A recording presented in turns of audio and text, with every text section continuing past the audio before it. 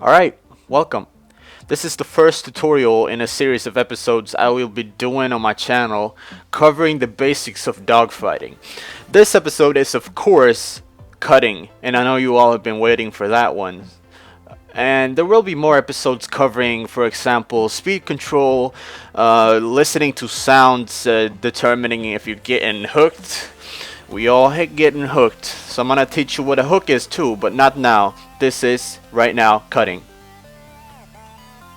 Alright, so basically this is an example of what happens when two pilots just loop and loop and loop, and they don't do anything about the situation.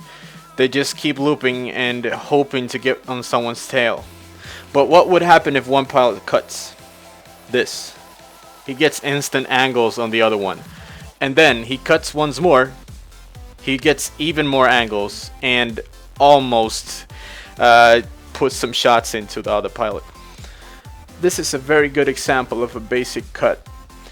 I go out of his loop, preferably with ECM. I get right back into it, and it puts me right behind him.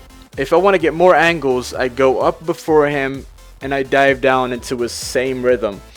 And this usually gives you a disable shot if the other person does not countercut you. Countercutting is really not that special. Right here I'm trying to cut this pilot, but he keeps noticing me and he cuts right back. So if you want to sum up countercutting, it's basically keeping your jet in line with the other one. Try to react to what the other pilot is doing and keep your jet close to him at all times.